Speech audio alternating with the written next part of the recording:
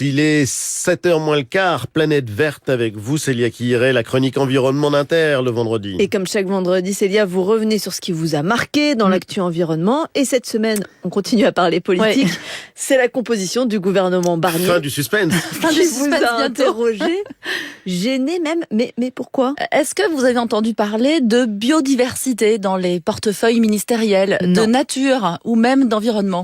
Non, moi non plus. Il n'y a plus de secrétariat d'État à la biodiversité, pas vraiment de ministère de l'environnement non plus. Agnès Pannier-Runacher est ministre de la transition écologique, de l'énergie et du climat. On aurait pu espérer une virgule de plus, un terme supplémentaire. Non, la nature a été oubliée comme si elle ne comptait pas.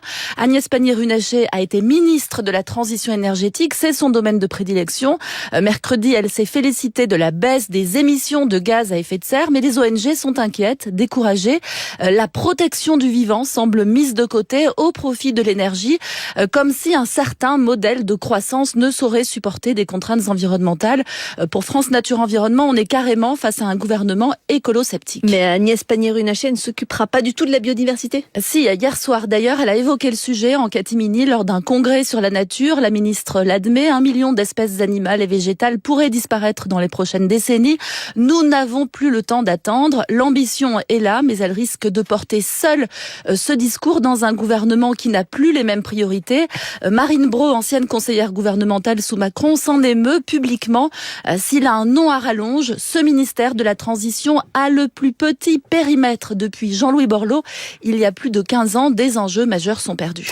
Et la nature ne sera donc pas présente au ministère de la Mer ou de l'Agriculture? Alors on pourrait l'espérer, mais le doute est permis. À la mer, c'est Fabrice Loher, le maire de Lorient, qui a été nommé. Vous le connaissez? Non, c'est une surprise. Thomas le connaît. Oui, bien sûr. Et il y a une église aussi à Lorient, il y a de la mer, je crois. C'est très cohérent. Ce maire est très proche du Comité national des pêches. C'est lui qui a eu l'idée, notamment, d'importer en Bretagne du poisson du sultanat d'Oman, par avion ou par bateau. Un projet dénoncé par les écologistes, mais assumé de son côté pour doper le port de Lorient. C'est lui aussi qui critiquait la décision du Conseil d'État de limiter la pêche l'hiver pour sauver quelques dauphins pris dans les mailles du filet.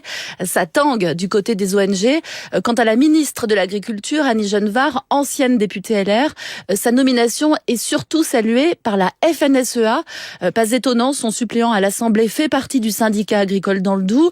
La FNSEA elle-même précise qu'elle a travaillé sur des amendements qu'ils avaient proposés. Elle est contre l'écologie punitive, décroissante. Pour elle, les militants anti-bassines sont des black blocs venus blesser, tuer.